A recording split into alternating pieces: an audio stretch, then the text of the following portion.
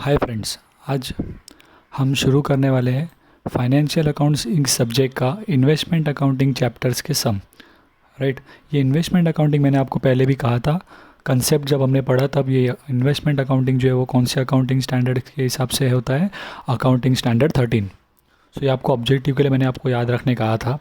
ठीक है, इसका जो कंसेप्ट है हम लोग ने ऑलरेडी सारे जो कंसेप्ट है इन्वेस्टमेंट अकाउंटिंग के वो पहले वाले लेक्चर में कवर कर लिया है।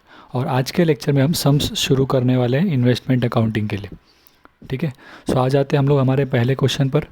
ठीक है, तो ये जो क्वेश्चन है ये हमारे मुंबई यूनिवर्सिटी के राइट जो आए हुए क्वेश्चंस है वही है, यानी कि मुंबई यूनिवर्सिटी के सिलेबस के हिसाब से आपको जो सेमेस्टर 5 के लिए इस तरीके के क्वेश्चंस पूछे जाएंगे। राइट, तो ये हम लोग वही क्वेश्चन सॉल्व कर रहे हैं जो बोर्ड क्वेश्चंस है।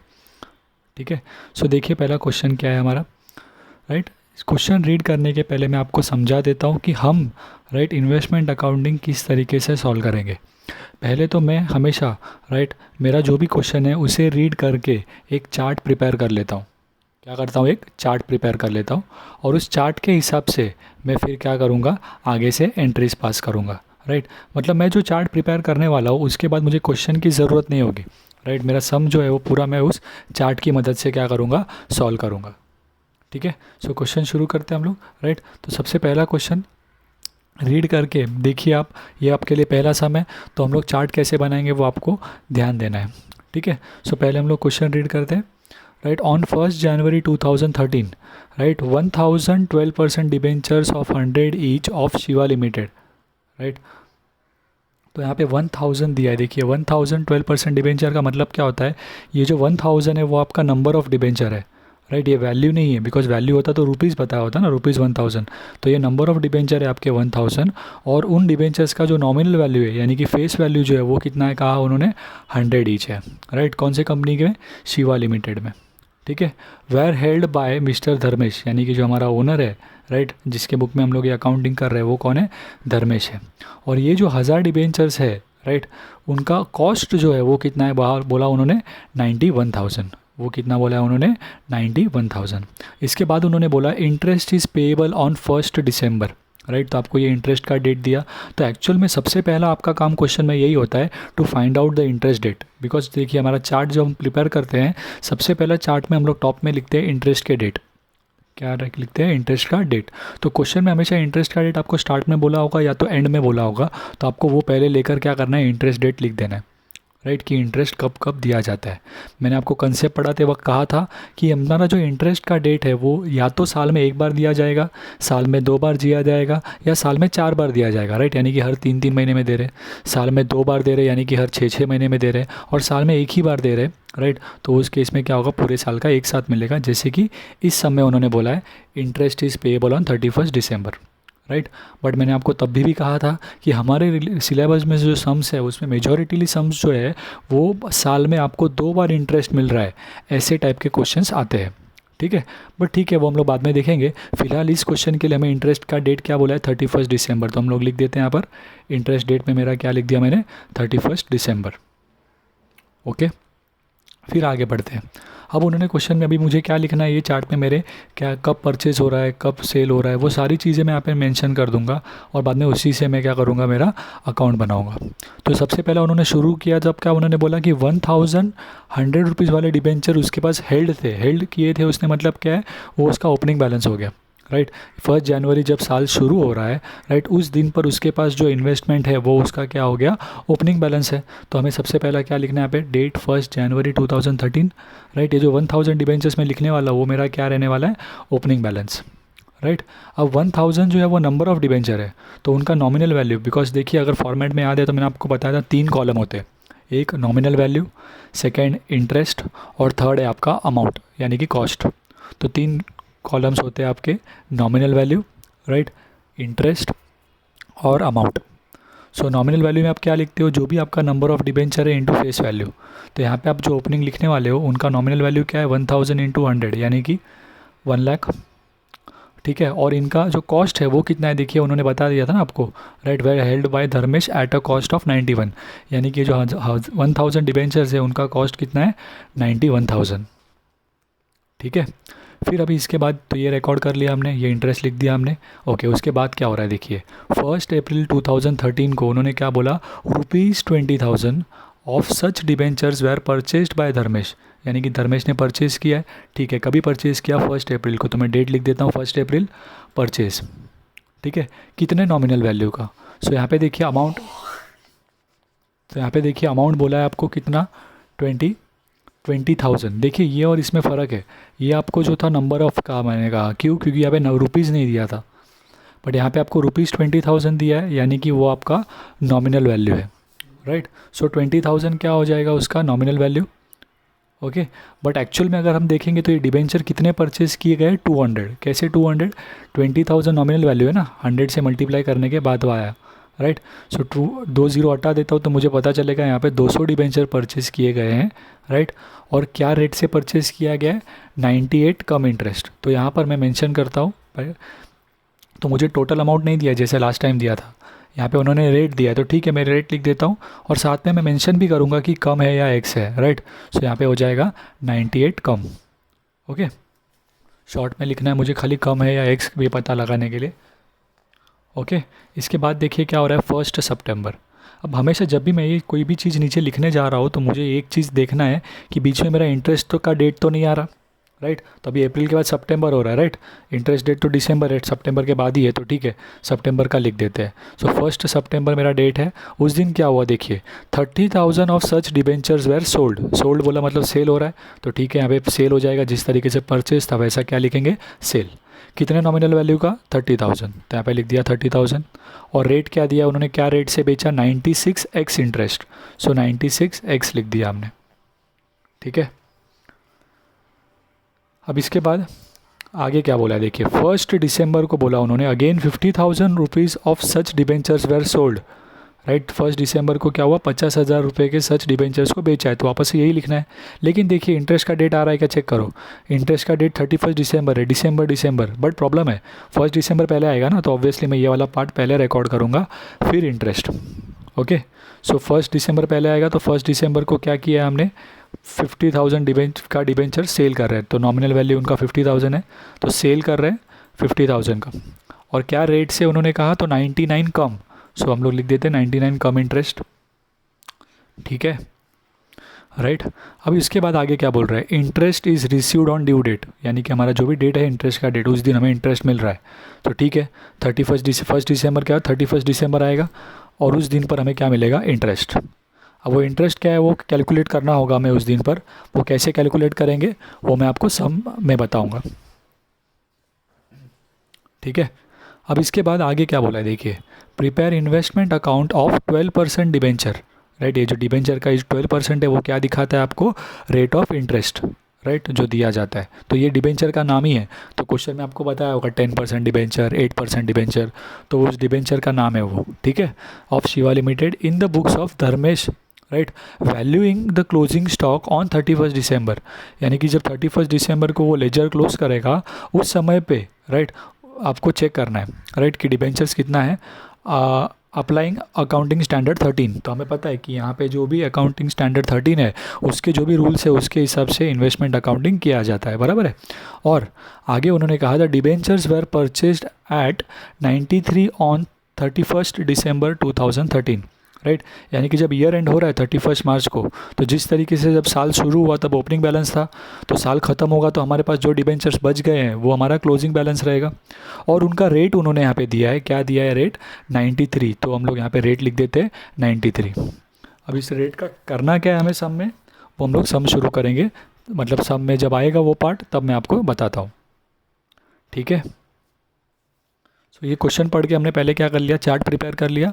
अब इसके बाद जो भी मेरा सॉल्विंग पार्ट है वो मैं पूरे इस चार्ट से ही करूँगा, मुझे क्वेश्चन की कोई ज़रूरत होगी नहीं, ठीक है।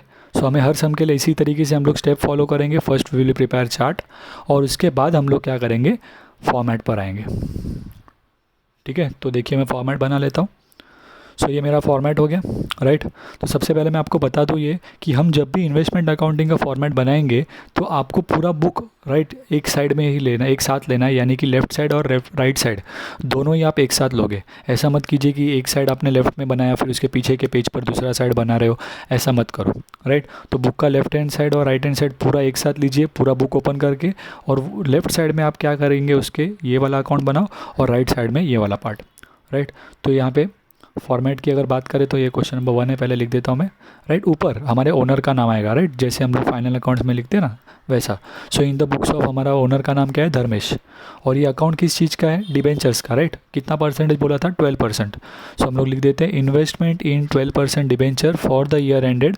साल कब खत्म हो रहा है क्वेश्चन में, 31 दिसंबर 2013, राइट। यहाँ पे गलती से 31 मार्च लिख दिया है, राइट, 31 दिसंबर आएगा, बिकॉज ये सब में उन्होंने बोला है ना क्लोजिंग जो है वो 31 दिसंबर को हो रहा है। सो यहाँ पे 31 दिसंबर आप करेंगे, 12 लिखना है, ओके, ठीक है। फिर आ जाते हैं हमारे फॉर्मेट के लेबलिंग पर। तो ये जो हमारा डेबिट साइड है, राइट, तो उसमें आपको देखो ये जो आइटम आएगा, date, particulars, working note number है ये, नॉमिनल वैल्यू, इंटरेस्ट और कॉस्ट। ये हमारा लेफ्ट साइड रहेगा पेज का, और पेज का राइट हैंड साइड जो रहेगा वो आपका अगेन सेम रहेगा, date, particular, working note, nominal value, interest और कॉस्ट।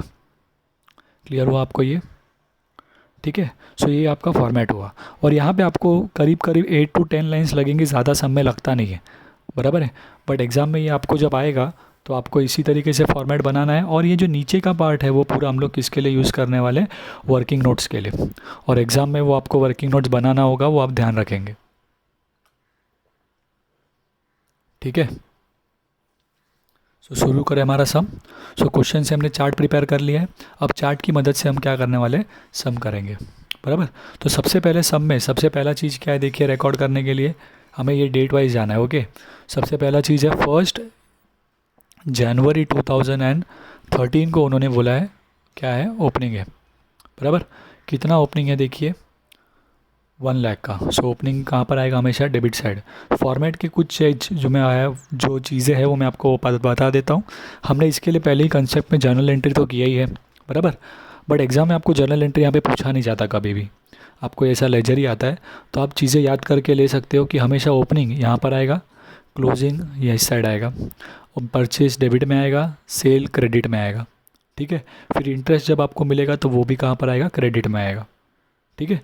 तो सबसे पहला ओपनिंग बैलेंस है, तो मैं डेबिट साइड में लिख देता हूँ, क्या लिखूंगा मैं, टू बैलेंस ब्रॉट डाउन, ठीक है। उनका नॉमिनल वैल्यू है मेरे पास, कितना दिया था, 1 लाख, तो मैं नॉमिनल वैल्यू में लिख देता हूँ 1 लाख। फिर इंटरेस्ट की बारी। अब यहाँ पे देखिए, ये जो 1 लाख रुपीज़ का डिबेंचर है उसके ऊपर आपको कुछ इंटरेस्ट मिलने का बाकी है, यानी कि आउटस्टैंडिंग या अक्रूड है, तो आपको वो निकालना पड़ेगा 1 लाख के ऊपर। बट यहाँ पे ध्यान से देखिए, आपका डेट क्या है, 1 जनवरी, और इंटरेस्ट का डेट क्या है इनका, 31 दिसंबर। यानी कि एक दिन पहले ही कंपनी ने क्या दिया, आपको इंटरेस्ट दिया होगा ना।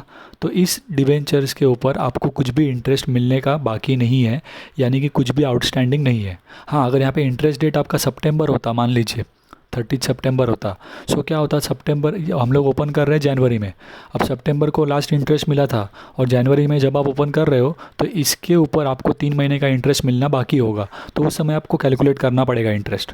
बट यहाँ पे हम कैलकुलेट इसीलिए नहीं कर रहे बिकॉज इंटरेस्ट आपको 31 दिसंबर को मिला है, और 1 जनवरी को आप ओपन कर रहे हो, तो कुछ भी गैप नहीं है बीच में, राइट। तो इसीलिए यहाँ पे इंटरेस्ट नहीं आएगा, नील रखेंगे हम लोग। फिर इसके कॉस्ट की बात करते हैं, तो कॉस्ट हमें दिया था डायरेक्टली कितना, 91,000। सो ये हमने निकाल लिया, लिख दिया यहाँ पे 91,000, ठीक है। अब इसके बाद नेक्स्ट पार्ट पर आ जाते हैं। इसके नेक्स्ट क्या रिकॉर्ड करना है हमें, परचेज़। परचेज़ कहाँ पर रिकॉर्ड करते हैं हम लोग, डेबिट साइड में। सो मुझे डेबिट साइड में लिखना है, डेट लिख देता हूँ मैं पहले, 1/4/2013, राइट। क्या लिखना है, परचेज़ करेंगे तो टू बैंक, बराबर, बिकॉज यहाँ पे जो भी हम लोग परचेज या सेल करते हैं वो डीमैट अकाउंट के थ्रू करते हैं, तो जो भी पेमेंट है हमारे बैंक से जाता है, सो टू बैंक लिखेंगे। सबसे पहले हम लोग नॉमिनल वैल्यू लिख देते हैं, जो परचेज़ किया उसका नॉमिनल वैल्यू कितना है, 20,000, राइट। सो 20,000 लिखा। अब हमें क्या कैलकुलेट करना है, इसका इंटरेस्ट। क्या कैलकुलेट करना है, इंटरेस्ट। और इसके लिए हम लोग क्या करेंगे, वर्किंग नोट बनाएंगे। सो मैं पहला वर्किंग नोट ले लेता हूँ, देखिए डेट के साथ मैं वर्किंग नोट नंबर लिखूंगा। ये मेरा वर्किंग नोट नंबर 1 है, कौन से डेट के लिए, 1/4/2013 के लिए। आपके कैलकुलेटर्स अगर आपने नहीं लिए तो प्लीज़ कैलकुलेटर अपने हाथ में ले लो, जो भी कैलकुलेशन से आप खुद करके देखेंगे तब आपको समझेगा, ठीक है। तो सबसे पहला हमें क्या करना है, यहाँ पर कैलकुलेशन करना है ये जो परचेज़ हुआ है उसका। परचेज़ जो हुआ है ध्यान से देखिए कितना अमाउंट बोला है, नॉमिनल वैल्यू 20,000, बट ये एक्चुअली में कितने डिबेंचर्स है 200। कैसे पता चला, हमारा फेस वैल्यू 100 था ना, तो 20,000 को मैंने 100 से डिवाइड कर दिया तो पता चला ये 200 डिबेंचर्स का बात कर रहे हैं। वैसे यहाँ पे बात करूँगा तो 300 डिबेंचर्स का है। यहाँ पे अगर हम देखें तो ये 500 डिबेंचर्स का है वैसा, ठीक है। सो ये 200 डिबेंचर्स परचेज़ किए गए हैं, क्या रेट के हिसाब से, 98 के हिसाब से। तो ठीक है, मैं यहाँ पे प्राइस लिख देता हूँ, 200 डिबेंचर्स ऑफ 98, बराबर है, बिकॉज अमाउंट के लिए मुझे लिखना होगा ना। सो 200 इंटू 98 करते हैं, कैलकुलेटर हाथ में आपके, कैलकुलेशन कर लीजिए। 200 इंटू 98 विल गिव यू 19,600। तो मैं आपको टाइम दे रहा हूँ कैलकुलेट करने के लिए, ओके। तो आप कैलकुलेटर हाथ में रखें और मैं जब आपको कह रहा हूँ कैलकुलेट करने तो अब आप वो कैलकुलेशन खुद करो, फिर मैं आपको आंसर ये करूँगा ताकि आपका वो प्रैक्टिस होगा, ठीक है। सो ये हुआ अमाउंट का बात, बट ये 19,600 मुझे लिखना नहीं है डायरेक्टली। क्यों लिखना नहीं है, बिकॉज यहाँ पे देखिए क्वेश्चन में उन्होंने क्या बोला है, कम इंटरेस्ट। ये जो है वो कम लिखा है ना, कम मतलब क्या कि ये जो अमाउंट आपको दिया है 98 में, राइट, इसके अंदर इंटरेस्ट भी छुपा हुआ है, इसके अंदर क्या हुआ है, इंटरेस्ट भी छुपा हुआ है। तो जब मैं कॉस्ट में लिख रहा हूँ तो मुझे उसमें इंटरेस्ट दिखाना होता नहीं है। तो ये जो भी अमाउंट दिया है उसमें से मुझे क्या करना होगा, इंटरेस्ट माइनस करना होगा, ठीक है। तो कम इंटरेस्ट में हम लोग क्या करते हैं, ध्यान रखना आपको, जो भी रेट आता है वो डायरेक्टली लिखना नहीं है, हम पहले इंटरेस्ट कैलकुलेट करेंगे, फिर उसमें से इंटरेस्ट माइनस करेंगे और फिर यहाँ पे अमाउंट लिखेंगे, ठीक है। देखिए मैं करके दिखाता हूँ आपको। अब हम लोग इंटरेस्ट कैलकुलेट करते हैं, राइट। सो मेरा जो अक्रूड इंटरेस्ट है वो इंटरेस्ट हम लोग कैसे कैलकुलेट करते हैं, देखिए ध्यान रखिए। इंटरेस्ट जब भी हमें कैलकुलेट करना है तो we have to consider 3 things, 3 चीज़ें कंसीडर करनी है मुझे हमेशा। एक है अमाउंट, सेकेंड है परसेंटेज और थर्ड है मंथ। सो अमाउंट क्या होगा, आपका नॉमिनल वैल्यू जिसका आप इंटरेस्ट कैलकुलेट कर रहे हैं, राइट। रेट क्या होगा आपका क्वेश्चन में जो दिया है, डिबेंचर का रेट, वही रेट होगा हमेशा पूरे क्वेश्चन में, ठीक है। सो रेट आपका 12%।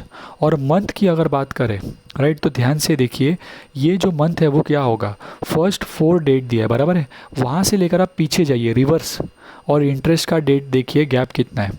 अब 1 अप्रैल है और अगर मैं रिवर्स जाता हूँ, पीछे जाता हूँ, तो मेरा इंटरेस्ट का डेट क्या है, देखिए 31 दिसंबर। तो वहाँ से लेकर ये आपका जो परचेज़ या सेल का डेट है होगा, राइट, जिसका आप इंटरेस्ट कैलकुलेट कर रहे हो, वहाँ तक आपको देखना है। सो दिसंबर के बाद अगर मैं देखूँ तो जनवरी, फरवरी और मार्च 3 महीने हुए हैं, बराबर है, और 1 अप्रैल को हमने ये परचेज़ किया। सो आपको क्या करना है, समझा, कितने महीने लेने हैं, राइट। आपको ये डेट से इंटरेस्ट के डेट तक का रिवर्स देखना है कि कितने महीने हो रहे हैं। तो यहाँ पर हम लोग देखें तो दिसंबर के बाद जनवरी, फरवरी और मार्च 3 महीने हैं। सो 3 मंथ्स का इंटरेस्ट लेना है, राइट। तो आपको तीनों चीज़ें पता है, अमाउंट 20,000 पर निकालना है, रेट 12 होगा और मंथ कितना होगा 3। सो कैलकुलेट करेंगे आप, कैसे लेंगे, कैलकुलेटर में 20,000 इंटू 12%, बराबर है, इंटू 3/12, ओके। तो ये करने पर आपको क्या मिल जाएगा, आपको अमाउंट मिल जाएगा वो कि आपका इंटरेस्ट का अमाउंट है कितना, 600। सो ये इंटरेस्ट 600 यहाँ पर आ जाएगा, बराबर है। उसके बाद आपको क्या करना है, ये कॉस्ट फाइंड करना है। कॉस्ट कैसे फाइंड करना है, बिकॉज ये जो मैंने आपको कहा ना, यहाँ पे उन्होंने कम बोला था, कम का मतलब क्या होता है, ये जो अमाउंट मिला है आपको इसके अंदर इंटरेस्ट भी है। सो आप इंटरेस्ट इसमें से माइनस करेंगे, फिर आपको यहाँ पे कॉस्ट कितना लिखना है वो पता चलेगा। सो आपका परचेज प्राइस जो है वो एक्चुअल में कितना रहेगा, 19,600 माइनस 600 जो आपको इंटरेस्ट मिला है, और वो कितना हो जाएगा 19,000, ठीक है। सो अब मुझे इंटरेस्ट मिल गया यहाँ पे लिखने के लिए 600 और कॉस्ट मिल गया कितना, 19,000, ठीक है, राइट। आप याद रखेंगे हमेशा जब भी आप परचेज़ या सेल कर रहे हैं तब आपको इंटरेस्ट तो कैलकुलेट करना ही है, बट अगर यही चीज़ समझिए यहाँ पे कम के जगह पे एक्स होता ना, तो एक्स होता 98 के जगह, 98 के बाद अगर कम के जगह पे एक्स लिखा होता तो हम इंटरेस्ट तो कैलकुलेट करते, बट यहाँ पे जो 19,600 दिया ना वही डायरेक्ट लिख देते। क्यों, एक्स इंटरेस्ट का मतलब होता है एक्सक्लूडिंग इंटरेस्ट, कि ये जो आपका अमाउंट है उसके अंदर इंटरेस्ट नहीं है, एक्सक्लूड है, तो हमें वो डायरेक्ट अमाउंट लिख सकते हैं। बट कम का मतलब क्या होता है कि इस अमाउंट के अंदर इंटरेस्ट छुपा हुआ है, तो आपको इंटरेस्ट फाइंड करके उसमें से हटाना होगा, फिर आप लिख सकते हो, ठीक है। सो मोरल ऑफ द स्टोरी क्या है, जब भी कम बोला है तब आपको इंटरेस्ट माइनस करके लिखना है, एक्स बोला है तो आप डायरेक्टली लिख सकते हो, ठीक है। सो ये हो गया हमारा परचेज पूरा कंप्लीट किया हमने, ठीक है। और ये कौन सा वर्किंग नोट है, वर्किंग नोट नंबर 1, तो यहाँ पे मैं मेंशन कर देता हूँ वर्किंग नोट नंबर 1, ओके। इसके बाद आ जाते हैं हम लोग नेक्स्ट पार्ट पर। इसके बाद देखिए परचेज़ के बाद क्या रिकॉर्ड करने बोला आपको, सेल। तो फर्स्ट 9 यानी कि 1 सितंबर को सेल हुआ है, राइट। सो सेल हुआ तो कौन सी साइड में लिखना है मुझे, क्रेडिट साइड में।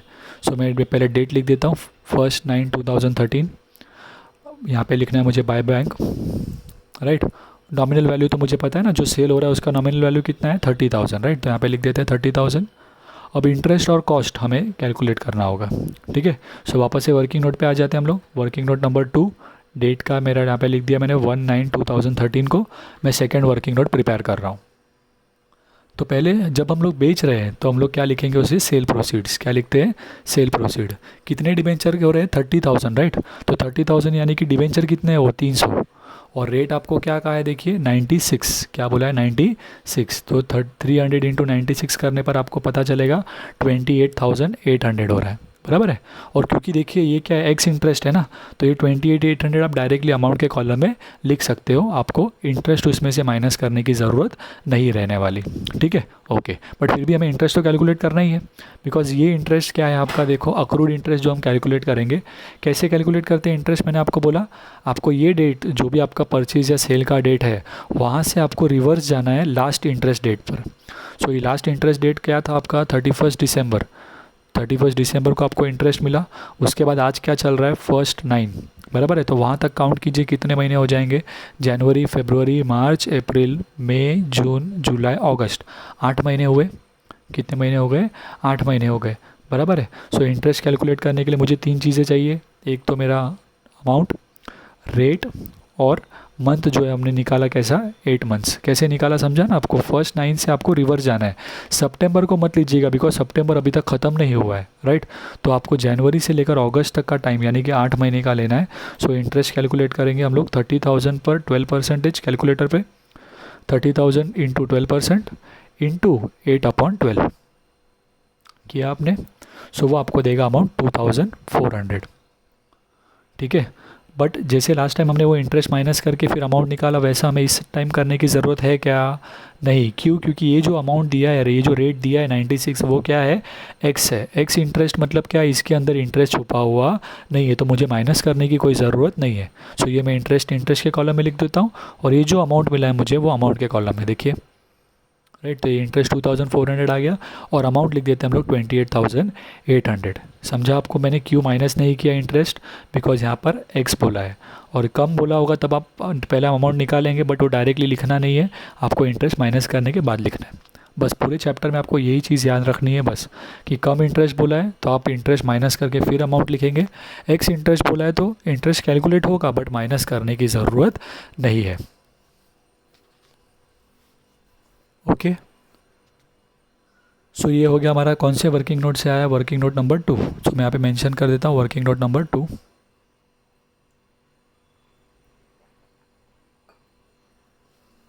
फिर हम चार्ट पे आ जाते हैं। चार्ट में देखिए नेक्स्ट क्या हुआ है, नेक्स्ट सेल हो रहा है, बट उसके पहले आपको यहाँ पे एक बहुत ही इंपॉर्टेंट चीज़ ध्यान रखनी है, और वो है जब भी सेल होगा बिज़नेस में तो आपको ऑब्वियस सी बात है ना, जब भी आप कोई चीज़ बेच रहे हो तो हो सकता है आपको फ़ायदा हुआ हो या तो क्या हुआ हो, नुकसान हुआ हो। सो जो भी हमें फ़ायदा या नुकसान हुआ है वो हमें क्या करना होगा, कैलकुलेट करना होगा यहाँ पर। सो यहाँ पे जो अब हम लोग ने अभी ये सेल किया तो सेल करके मुझे प्रॉफिट या लॉस हुआ होगा ना, तो वो प्रॉफिट या लॉस हम क्या करेंगे, कैलकुलेट करेंगे अभी। तो वो प्रॉफिट या लॉस कैलकुलेट करने के बाद ही हम आगे वाले स्टेप पर जाएंगे, उसके बगैर हम लोग नेक्स्ट वाला आइटम रीड करेंगे नहीं। सो जब भी सेल होगा तो आपको याद रखना है, सेल तो आप रिकॉर्ड करोगे बट उसके बाद आप क्या कैलकुलेट करोगे, प्रॉफिट या लॉस। और वो कैसे कैलकुलेट करना है उसका मैं आपको एक वर्किंग नोट बता रहा हूँ, ध्यान से देखिएगा, ठीक है। सो हम लोग यहाँ पे एक वर्किंग नोट बनाते हैं, इसमें हमें प्रॉफिट या लॉस मिलेगा, फिर हम उसे रिकॉर्ड करेंगे, ठीक है। सो वर्किंग नोट नंबर 3 में लिख देता हूँ यहाँ पे, ओके। सबसे पहला एक वर्किंग नोट किस चीज़ का है, प्रॉफिट या लॉस कैलकुलेट करने का, right. So profit and loss, profit और लॉस ऑन सेल, ठीक है। अब ये प्रॉफिट या लॉस क्या होता है आपको पता है, अगर मैंने ज़्यादा में बेचा, सेल वैल्यू ज़्यादा है और उसका कॉस्ट कम था तो ऑब्वियसली क्या हुआ रहेगा, प्रॉफिट। और अगर कॉस्ट ज़्यादा है, सेल वैल्यू कम है, तो क्या हुआ रहेगा, लॉस। तो यहाँ पे मुझे बेसिकली दो ही चीज़ें कैलकुलेट निकालनी है, कॉस्ट कितना है और सेल कितना है, किसका, ये जो 30,000 के डिबेंचर आपने बेचे ना, उनका कॉस्ट और उनका सेलिंग प्राइस को आप कंपेयर करेंगे और आपको क्या पता चलेगा, प्रॉफिट हुआ है या लॉस। तो इसके लिए सबसे पहले आपको क्या लिख देना है, सेल्स प्रोसीड, कि जो आपने 30,000 रुपये के 30,000 नॉमिनल वैल्यू का जो डिबेंचर्स बेचा है इससे आपको कितना सेल वैल्यू मिला, तो आपका अमाउंट है ना सेल वैल्यू का, राइट, बेच के आपको कितना मिला है 28,800, तो हम लोग यहाँ पे लिख देते हैं। तो ये आपका सेल वैल्यू हमेशा आपको डायरेक्टली मिल जाएगा, कोई प्रॉब्लम नहीं।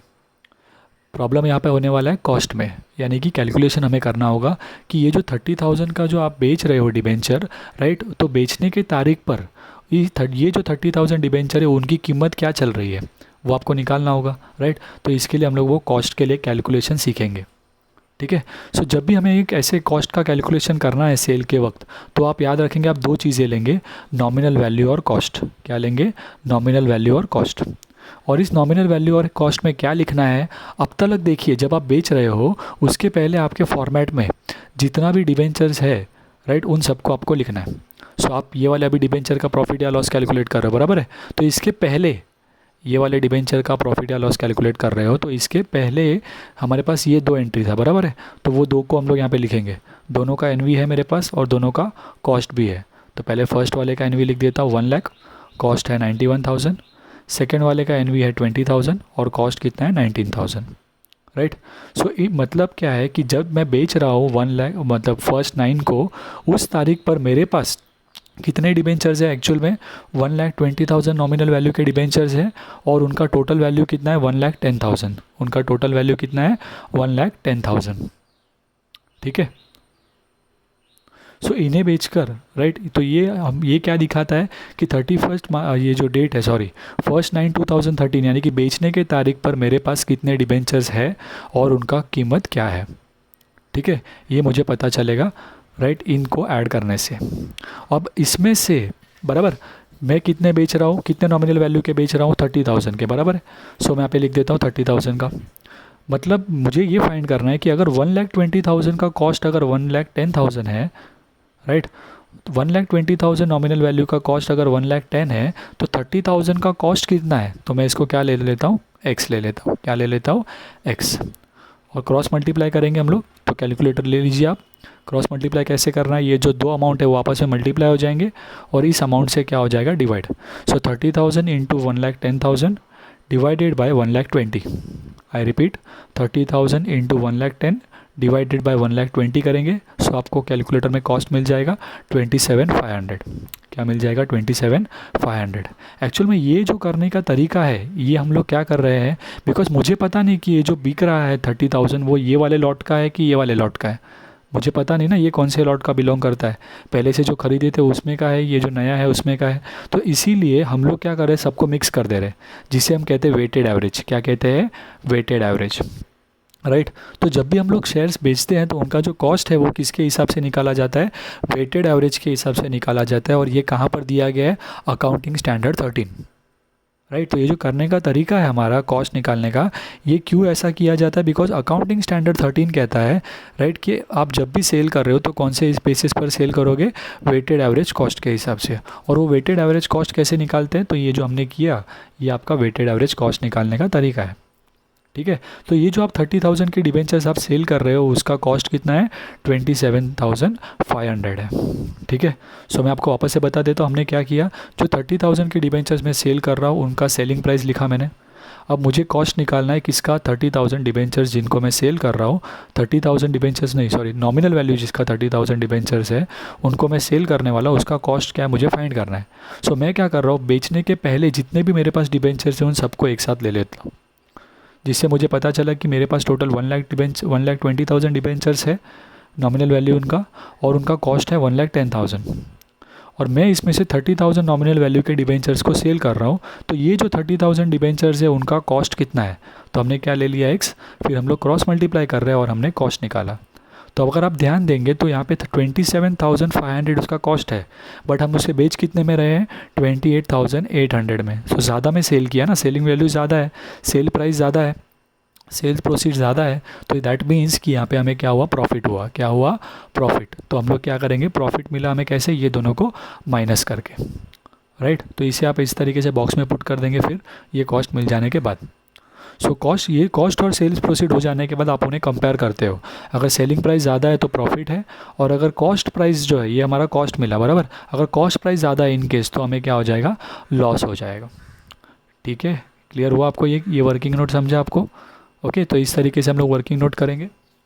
और अभी ये प्रॉफिट जो मुझे हुआ है, मुझे इसको रिकॉर्ड करना है। सो हमेशा आपको याद रखना है, ओपनिंग डेबिट साइड में, क्लोजिंग क्रेडिट साइड में। परचेज रिकॉर्ड होगा तो डेबिट साइड में रिकॉर्ड करेंगे, सेल होगा तो क्रेडिट साइड में।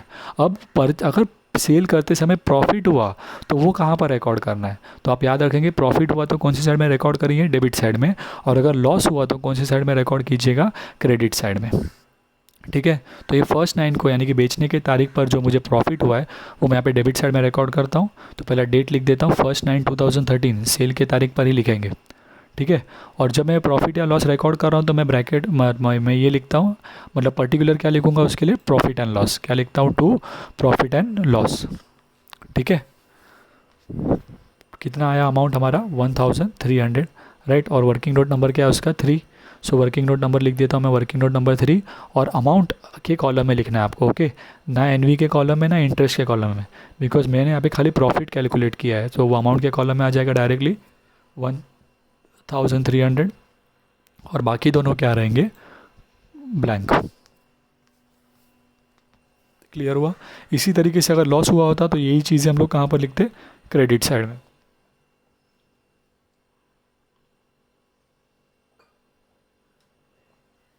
ओके, क्लियर है आपको? सो आगे बढ़ते हैं हम लोग, राइट। तो क्या बताया यहाँ पे मैंने आपको कि जब भी बिजनेस में सेल होगा तो आपको सेल के बाद उसका क्या कैलकुलेट करना है, प्रॉफिट या लॉस कैलकुलेट करना है। प्रॉफिट या लॉस आपको कैलकुलेट करना है। इसके बाद आ जाते हैं नेक्स्ट पार्ट पर। अगेन अभी सेल हो रहा है, वापस से सेल हुआ तो ठीक है, सेम स्टेप्स फॉलो करेंगे, सेल करेंगे, फिर प्रॉफिट या लॉस कैलकुलेट करेंगे। ठीक है, ओके, तो सेल पर आ जाते हैं। नेक्स्ट सेल कब हुआ है, देखिए 1/12 को। सो हम लोग डेट लिख देते हैं यहाँ पर 1/12। ओके, सेल हुआ तो क्या लिखना है, बाय बैंक। कितने नॉमिनल वैल्यू का सेल हो रहा है, 50,000, तो इतना तो मुझे पता है, तो पहले लिख देते हैं। और इंटरेस्ट और अमाउंट तो है मुझे कैलकुलेट करना होगा। अब ये जो 50,000 का जो नॉमिनल वैल्यू का सेल हो रहा है, उसका रेट देखिए क्या बोला है, 99 कम इंटरेस्ट। क्या बोला है रेट, 99 कम इंटरेस्ट। तो आपको पता है कम बोला रहेगा तो क्या करना पड़ेगा, आपको इंटरेस्ट उसमें से माइनस करना है, राइट। सो मैं डेट के वर्किंग नोट लिख देता हूँ। नेक्स्ट मेरा वर्किंग नोट नंबर 4, 1 2 3 हो गया, अभी 4 है ये, right. Working note number 4, sales proceed कितना है, देखिए डायरेक्टली आ गया, 1 मिनट सॉरी, राइट। सो मेरा प्राइस कितना होने वाला है, ये एक्चुअल में डिबेंचर कितने हैं, 500, और रेट कितना बोला है, 99। तो 500 इंटू 99 विल गिव यू 49,500। कितना आ जाएगा ये, 49,500। बट ये रेट मुझे लिखना है क्या यहाँ पर, नहीं, क्यों, क्योंकि यहाँ पे क्या बोला है, कम। सो आपको इसमें से इंटरेस्ट माइनस करके फिर लिखना होगा। ठीक है, ओके। अब आ जाते हैं इंटरेस्ट पर। सो अक्रूड इंटरेस्ट में अगर आप ध्यान देंगे, एक सेकेंड, अक्रूड इंटरेस्ट के लिए हमें क्या हमेशा देखना पड़ता है, मंथ निकालना पड़ता है, राइट। बिकॉज यहाँ पे आपको रेट तो पता ही है, अमाउंट तो पता ही है, 50,000 पर निकालना है, रेट तो पता ही है 12। जो आपका इंपॉर्टेंट पार्ट है वो मंथ है, वो आपका क्या है, मंथ। और ये मंथ का कैलकुलेशन आपको अच्छे से आना चाहिए, बिकॉज अगर एक महीना ऊपर नीचे हो गया तो आपको यहाँ पे अमाउंट्स क्या होंगे, रॉन्ग आएंगे, इंटरेस्ट का अमाउंट रॉन्ग आ जाएगा, बराबर है, तो आगे टोटलिंग वो सब भी रॉन्ग हो जाएगा। सो मंथ का कैलकुलेशन में आप बहुत ध्यान दीजिएगा। ठीक है, अब देखिए सेल कब हुई हो रहा है, 1 दिसंबर। सो दिसंबर से लेकर आप पिछला जाइए वापस रिवर्स, तो इंटरेस्ट कब मिलता है, 31 दिसंबर को, और हमारा डेट क्या चल रहा है, 1 दिसंबर। तो दिसंबर के बाद कितना टाइम हो गया, जनवरी से लेकर नवंबर, दिसंबर का तो 1 तारीख ही है ना, बराबर है। तो अभी तक दिसंबर ख़त्म नहीं हुआ है, यानी कितने महीने हुए, 11 महीने हुए हैं। कितने महीने, 11। ठीक है, सो अगर यहाँ पे डेट 31 दिसंबर को सेल कर रहे होते तो फिर 12 महीना हो जाता, बराबर। बट फिलहाल अगर है तो हम लोग 11 महीने लेने वाले हैं, बिकॉज 1 दिसंबर आपको डेट दिया है। सो 11 महीने निकालते हम लोग, कैलकुलेशन करेंगे आप खुद से कैलकुलेट कीजिए। देखिए कैसे निकालना है आपको, 50,000 का 12% इंटू 11/12, इंटू 11/12, राइट। तो अमाउंट कितना आएगा आपको, 550। कितना अमाउंट आ जाएगा, 550। ठीक है, तो ये मेरा इंटरेस्ट होने वाला है, बराबर। और अभी अमाउंट जो है मुझे निकालना होगा, क्योंकि यहाँ पे कम इंटरेस्ट बोला था, तो मैं ये अमाउंट में से क्या करता हूँ, इंटरेस्ट का अमाउंट माइनस करता हूँ। सो 49,500 में से मैं ये 5,500 माइनस कर देता हूँ, तो मेरा एक्चुअल में सेल्स प्रोसीड कितना है, 49,500 माइनस 5,500 विल गिव यू 44,000। ठीक है। सो ये मेरा इंटरेस्ट हो गया और ये मेरा अमाउंट हुआ। क्लियर हुआ। लास्ट टाइम देखो सेल वाला पहले भी किया है, बट अमाउंट माइनस नहीं किया बिकॉज वहाँ पे एक्स था और यहाँ पे कम है, तो इस अमाउंट में से इंटरेस्ट माइनस करना पड़ेगा। सो मेरा इंटरेस्ट आ जाएगा 5,500 और जो मेरा अमाउंट है वो कितना आ जाएगा, 44,000। ठीक है। और ये जो पूरा कैलकुलेशन हमने कौन से वर्किंग नोट में किया है, वर्किंग नोट नंबर 4, तो मैं यहाँ पे लिख देता हूँ वर्किंग नोट नंबर 4। ठीक है। तो ये आपने सेल रिकॉर्ड कर दिया। अब हम लोग आगे बढ़े। सेल रिकॉर्ड होने के बाद नेक्स्ट पार्ट क्या दिया है, इंटरेस्ट। रुक जाओ, बराबर है ना। क्यों रुक जाओ बोल रहा हूँ, बिकॉज सेल हुआ है, बट हमने सेल किया तो हमने क्या बोला था, जब भी सेल होगा तो तुरंत आपको क्या करना है, प्रॉफिट या लॉस भी कैलकुलेट करना है। तो आप नेक्स्ट स्टेप में जाने के पहले याद रखिएगा कि सेल हुआ है तो आपको प्रॉफिट या लॉस कैलकुलेट करना है। ठीक है। सो अब हम लोग प्रॉफिट या लॉस कैलकुलेट करते हैं, ये हमारे सेकेंड सेल के ऊपर। तो वापस से मैं नेक्स्ट वर्किंग नोट ले लेता हूँ यहाँ पर, मेरा working note number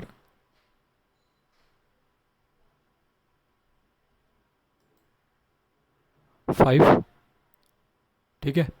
working note number 5 में बेचने की तारीख पर मैं निकाल रहा हूँ ये वर्किंग नोट। क्या कैलकुलेट कर रहे हैं हम लोग, प्रॉफिट या लॉस ऑन सेल। और ये अभी जो 50,000 का वाला जो सेल हो रहा है वो कितने में हुआ, सेल 44,000, राइट। तो उसका सेल्स प्रोसीड कितना हो जाएगा, 44,000। कैलकुलेशन जो है हमारा वो किसका है, कॉस्ट के ऊपर। कैलकुलेशन जो है वो किसका है, हमारा कॉस्ट। सो कॉस्ट के लिए हम लोग क्या क्या लेते हैं, हमारा जो सेल है उसके पहले की सारी चीज़ें। तो अभी ये सेकेंड वाले सेल के पहले सारी चीज़ें मतलब कितनी चीज़ें, 1 2 और ये जो पहले का सेल हुआ है 3। तो मुझे तीनों चीज़ें यहाँ पर लेनी है। क्या बोल रहा हूँ समझ रहा है।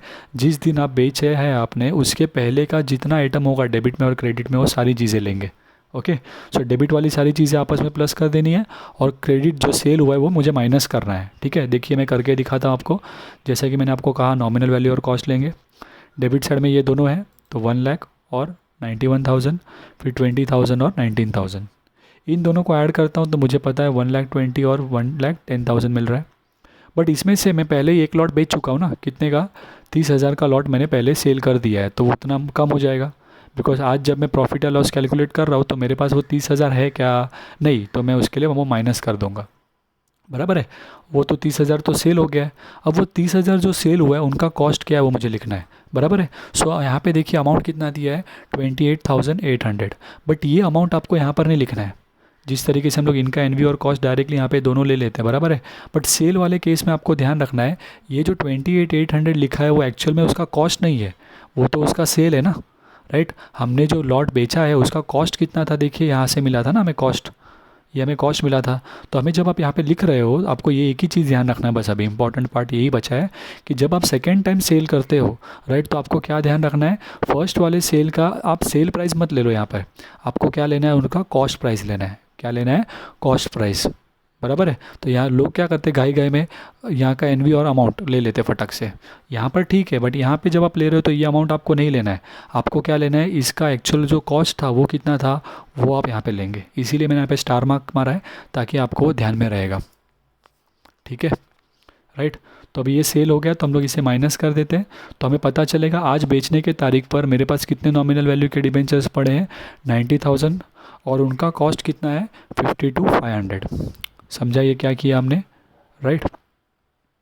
अब इसके बाद हमें लोग इसमें से कितने डिबेंचर्स बेच रहे हैं, नॉमिनल वैल्यू के 50,000 नॉमिनल वैल्यू के डिबेंचर्स बेच रहे हैं, तो उनका कॉस्ट क्या होने वाला है, एक्स। उनका कॉस्ट क्या होगा, एक्स। अब ये एक्स वापस से सेम तरीके से निकालेंगे क्रॉस मल्टीप्लाई करके, तो 50,000 इंटू 82,500 डिवाइडेड बाय क्या हो जाएगा, 90,000। करके देखिए आप खुद, 50,000 इंटू 82,500 डिवाइडेड बाय 90,000, राइट, वो आपको देगा कितना आ रहा है, 45,833.3333 आता होगा ना कैलकुलेटर में। तो पॉइंट के बाद का आप इग्नोर कर दीजिए, 45,833 आप लेंगे। क्लियर हो आपको ये, राइट। तो ये सेकंड सेल के टाइम समझा ना आपको क्या ध्यान में रखा हमने। पहला तो चीज़ जो भी डेबिट वाला है वो सब ऐड, और जो क्रेडिट वाला है वो माइनस होने वाला है। दैट टू उसका कॉस्ट आपको ये नहीं लेना है, जो पहले वाले सेल में हमने कॉस्ट निकाला था वो लेंगे। ठीक है, ये एक ही चीज़ आपको बस ध्यान रखना है, बाकी ये वाला पार्ट तो सारा सेम है। अब इसके बाद तीसरी बार सर सेल होगा तो ऐसे वाले क्वेश्चंस हमें नहीं आते, हमें 2 सेल तक का ही क्वेश्चन आता है, तो इसके आगे आपको कुछ ज़्यादा सोचने की ज़रूरत नहीं होगी।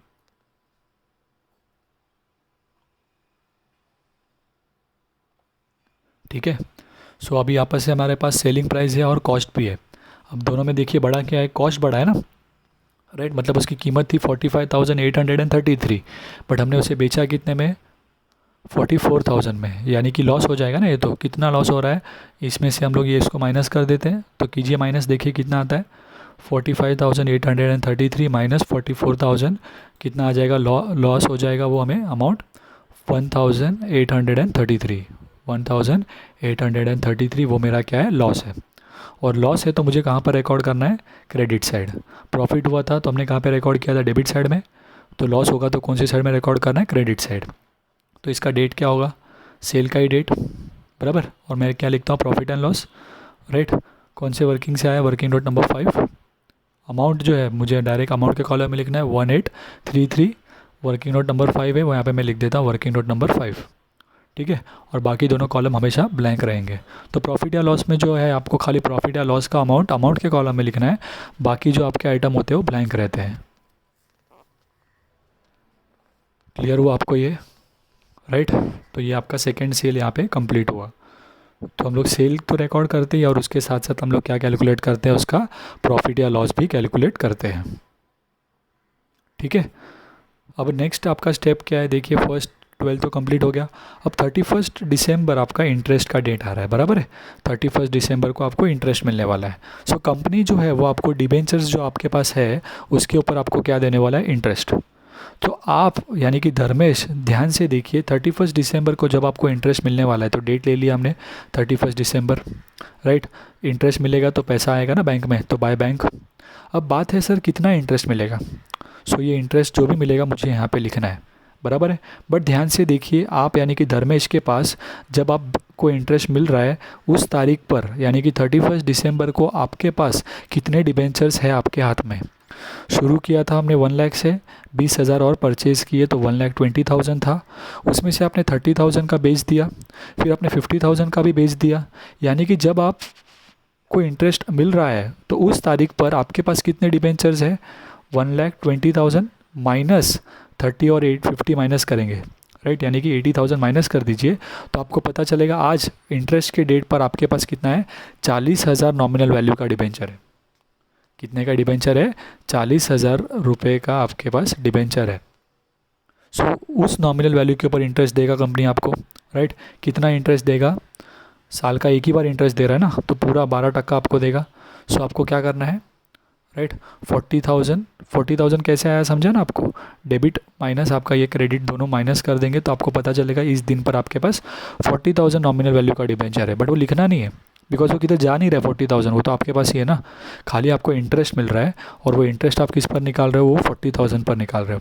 सो ले लीजिए कैलकुलेटर में 40,000 का 12%, 40,000 का 12%, और ये जो कंपनी आपको इंटरेस्ट दे रही है वो दिसंबर में दे रही है ना, तो 12 महीने का इंटरेस्ट एक साथ देती है, तो 12/12 करेंगे तो वो मतलब नहीं है, राइट। तो इसीलिए आप क्या करेंगे, मंथ कंसीडर करने की ज़रूरत नहीं है यहाँ पर, ठीक है। सो इंटरेस्ट आपको पूरे साल का मिलने वाला है यहाँ पर। सो आप डायरेक्टली 40,000 का कितना ले लीजिए, 12%। सो वो कितना देगा आपको, 4,800, कितना देगा आपको, 4,800। और याद रखिए जब भी आपको इंटरेस्ट मिल रहा है तो आप कौन से कॉलम में लिखने वाले हो, इंटरेस्ट के कॉलम में लिखते हो, ना कि अमाउंट के कॉलम में, ठीक है। ये छोटी छोटी चीज़ें हैं जो बच्चे गलती कर लेते हैं घाई घाई में, ओके। सो बाकी तो चीज़ें हम लोग ब्लैंक रखेंगे। क्लियर हुआ आपको, तो ये हमारा इंटरेस्ट रिकॉर्ड हो गया,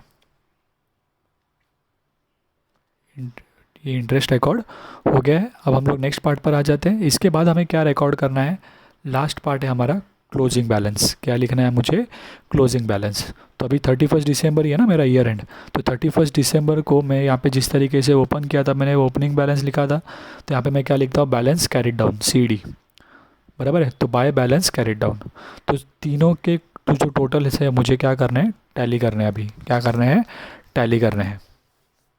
तो सबसे पहले हम लोग शुरू करते हैं NV के कॉलम से। देखिए अभी इसको टैली करने का भी एक पैटर्न होता है, मैं आपको समझा रहा हूँ क्योंकि ये आपका फर्स्ट क्वेश्चन है। हम लोग कॉलम से शुरू करते हैं, पहले फर्स्ट कॉलम से, फिर सेकंड कॉलम, फिर थर्ड कॉलम। ओके, तो पहले फर्स्ट कॉलम का टोटल करिए एन का। सो यहाँ पे कितना होगा आपका 1,20,000। कैलकुलेटर्स हाथ में आपके, यहाँ पर आप कैलकुलेट करेंगे तो कितना होगा 80,000, बराबर है। तो ज़्यादा कौन सा है डेबिट साइड में, है ना 1,20,000, तो दोनों जगह पर आ जाएगा। सो 1,20,000 दोनों जगह पर, और उसमें से मेरा यहाँ पे 80,000 था ना, तो 1,20,000 में से 80,000 माइनस कर दो तो मुझे बैलेंस पता चल गया कितना 40,000। यानी कि जब मैं साल क्लोज़ कर रहा हूँ 31 दिसंबर को, तो मेरे पास कितने नॉमिनल वैल्यू के डिबेंचर्स है 40,000 का। ठीक है, और आपको एक चीज़ याद रखना है, ये जो भी मैं इंटरेस्ट यहाँ पे लिखता हूँ बैलेंस कैरिड डाउन, इसके ऊपर सॉरी, जो भी मैं नॉमिनल वैल्यू यहाँ पे लिख रहा हूँ बैलेंस कैरिड डाउन में, उसके ऊपर आपको क्या करना है, इंटरेस्ट भी कैलकुलेट करना है। उसके ऊपर आपको क्या करना है, इंटरेस्ट भी कैलकुलेट करना है। बट प्रोवाइडेड वो इंटरेस्ट के लिए आपको क्या हो, अगेन आपका जो क्लोजिंग डेट और इंटरेस्ट के डेट में गैप रहेगा। तो जैसे यहाँ पे देखो ओपनिंग और इंटरेस्ट के बीच में गैप नहीं था, इसीलिए हमने क्या किया था, ओपनिंग बैलेंस के ऊपर इंटरेस्ट नहीं निकाला था ना। तो वैसे ही क्लोजिंग में भी हो रहा है, 31 दिसंबर ही हमारा इंटरेस्ट का डेट है, और 31 दिसंबर को आप क्लोज़ कर रहे हो। सो सुबह ही इंटरेस्ट मिला है आपको, ये देखिए आपने लिखा है ना 40,000 के ऊपर का आपने इंटरेस्ट ले लिया है, और शाम को आप बैलेंस क्लोज़ कर रहे हो, तो इसके ऊपर कुछ इंटरेस्ट मिलने का आपको बाकी है क्या, नहीं ना। तो इसीलिए इंटरेस्ट कैलकुलेशन यहाँ पर होगा नहीं। ठीक है, तो अगर लास्ट इंटरेस्ट डेट और आपका क्लोजिंग के बीच में अगर गैप होता ना, तो आपको इसके ऊपर उतना महीने का इंटरेस्ट निकालना पड़ता। ठीक है, तो यहाँ पर कोई इंटरेस्ट आने वाला नहीं है, तो यहाँ पे मैं नील लिख दूंगा। ठीक है, आप डैश पुट करेंगे यहाँ पे, फिर मैं इंटरेस्ट का टोटल लूँगा। तो इसीलिए मैंने आपको कहा पहले फटाक से टोटल मत कर दो, बिकॉज इसके ऊपर आपको इंटरेस्ट पहले कैलकुलेट करना होगा, राइट। और अगर वो इंटरेस्ट का अमाउंट है तो आपका फिर टोटल चेंज हो जाएगा ना, राइट। तो इसके लिए मैंने बोला, तो यहाँ पे तो ठीक है, ये सब में तो आपको कोई अमाउंट नहीं है, तो यहाँ पे डैश डाल देंगे, फिर आप टोटल करेंगे। सो देखिए आप क्रेडिट साइड में टोटल ज़्यादा है, और हमेशा इंटरेस्ट के केस में क्रेडिट साइड में ही ज़्यादा होगा। ठीक है, सो यहाँ पे टोटल आपका जो है वो कितना है 12,700 है, और डेबिट में खाली 600 था। सो 12,700 मैंने दोनों जगह पे लिख दिया। फिर ये 12,700 में से मैं 600 क्या कर देता हूँ, माइनस कर देता हूँ। 12,700 में से 600 माइनस करता हूँ तो मुझे क्या पता चलेगा, बैलेंस पता चलेगा। ठीक है, कितना बैलेंस मिल रहा है 12,100, और ये जो बैलेंस है वो हमारा क्या है, यहाँ पर 31 दिसंबर को मुझे लिखना है। और मैं कहाँ क्या लिखता हूँ उसके लिए, हमेशा टू प्रॉफिट एंड लॉस, क्या लिखता हूँ, टू प्रॉफिट एंड लॉस। ठीक है, तो ये इंटरेस्ट का क्लोजिंग आपको ध्यान रहेगा, क्या बताया मैंने आपको, पहले फटक से टोटल नहीं कर देना है, बिकॉज जो भी आपका बैलेंस आएगा उसके ऊपर पहले आपको एक इंटरेस्ट कैलकुलेट करना होगा। ये सम में नहीं था, बात बराबर है, ठीक है, बट हमेशा आपको ध्यान रखना है वो कंसीडर करने के बाद आप टोटलिंग करो, और टोटल करने के बाद हमेशा क्रेडिट साइड ही ज़्यादा आएगा इंटरेस्ट में। इंटरेस्ट का बैलेंस हमेशा आपको कहाँ पर आने वाला है, डेबिट में आएगा, और उससे आप कहाँ पे शिफ्ट करोगे, हमेशा प्रॉफिट एंड लॉस में। ठीक है, राइट। अब इसके बाद आ जाते हैं हमारे थर्ड कॉलम पे, दैट इज़ कॉस्ट। ठीक है, तो मैं चाहूँगा आप कॉस्ट का टोटलिंग करें खुद से, डेबिट साइड का टोटल करो कितना आ जाता है, डेबिट साइड का टोटल करेंगे, हमेशा डेबिट साइड का टोटल ज़्यादा आने वाला है। ओके, तो 1,11,300 आया होगा आपको, ये तीनों को आपने ऐड किया, आपको आएगा 1,11,300। तो मैं दोनों जगह पे लिख दूंगा यहाँ पे 1,11,300 दोनों जगह पर, ये हमेशा टोटल कम ही आने वाला है। ठीक है, सो आपको बैलेंस निकालना है अभी, तो इसके लिए आप ये तीनों माइनस कीजिए, 1,11,300 में से आप ये तीनों चीज़ें माइनस कीजिए। 28,800 माइनस करेंगे, फिर 44,000 माइनस करेंगे, फिर 1,833, बराबर, ये तीन अमाउंट माइनस करेंगे। सो आपको अमाउंट मिल रहा है कितना, 36,667। कितना आ रहा है अमाउंट, 36,667।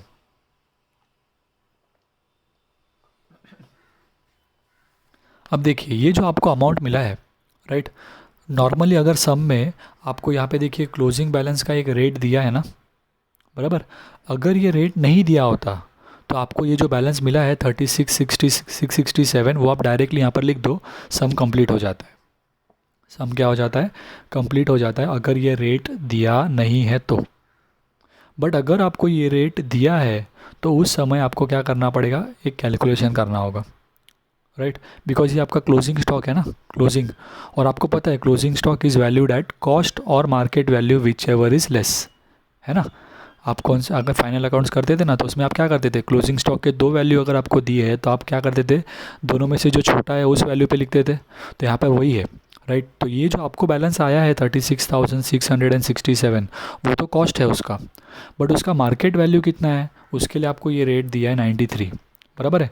तो आपको मार्केट वैल्यू भी निकालना पड़ेगा, कॉस्ट जो आपने निकाला है वो लिखेंगे, दोनों को कंपेयर करेंगे और दोनों में से जो छोटा होगा ना वो लिखा जाएगा, ठीक है। सो देखिए यहाँ पे मैं एक वर्किंग बनाता हूँ, उसके लिए वर्किंग नोट नंबर 6 मैं मेरा कॉस्ट लिखता हूँ। कॉस्ट क्या होता है, जो आपको बैलेंस आया है वो आपका कॉस्ट है, दैट इज़ 36,667।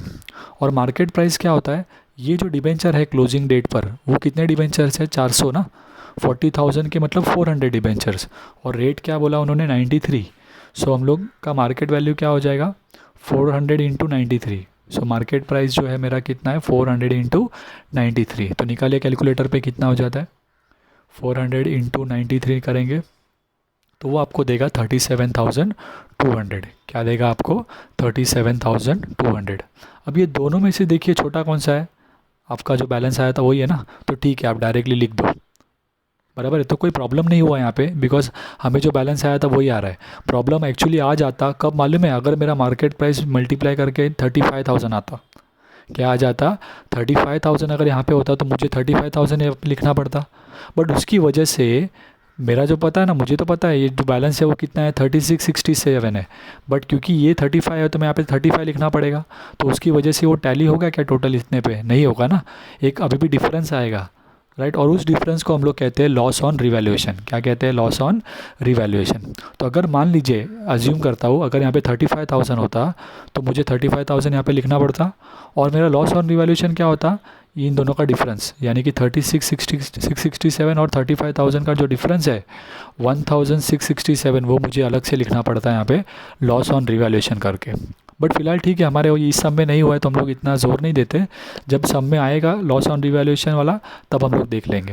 फिलहाल हमारे लिए क्या अच्छी बात है कि हमारा कॉस्ट हमने कैलकुलेट किया, मार्केट वैल्यू जो रेट दिया है वो निकाला, दोनों में से कम कौन सा है, जो हमें मिला था वही है तो लिख देते हैं, राइट। तो हमें डायरेक्टली लिख देना है यहाँ पे जो हमें कम मिला है वो, तो कोई प्रॉब्लम नहीं उसमें। और उसके बाद, राइट, अब आप क्या करेंगे, ये तो आपका टैली हो चुका है हमेशा, राइट। तो ये आपका जो है वो लास्ट पार्ट है, बराबर। इसके बाद आपका कुछ और बचा है क्या, नहीं, बराबर। तो यहाँ पे हमारा ये सम क्या हो जाता है, कंप्लीट हो जाता है। क्लियर हुआ आपको ये। सो मैं एक बार स्टेप्स रिपीट कर देता हूँ फास्टली। तो जब भी हमें सम करना है तो हमें पहले क्वेश्चन रीड करके क्या करना है, एक चार्ट प्रिपेयर करना है। चार्ट प्रिपेयर करेंगे, उसके बाद हम लोग क्या करेंगे, ओपनिंग डेबिट साइड में, और जब भी आप नॉमिनल वैल्यू लिखोगे तो उसके ऊपर इंटरेस्ट चेक करना है, फिर अमाउंट, फिर आप परचेज़ लिखोगे तो डेबिट साइड में रिकॉर्ड करो, सेल्स है तो क्रेडिट साइड में, और सेल्स के बाद प्रॉफिट या लॉस जो है वो रिकॉर्ड करना भूलना नहीं है। फिर जो क्लोजिंग होता है वो आपको कहाँ पर रिकॉर्ड करना है, क्रेडिट साइड में। इनफैक्ट इंटरेस्ट जो है वो भी कहाँ पर रिकॉर्ड करना है, क्रेडिट साइड में, ठीक है।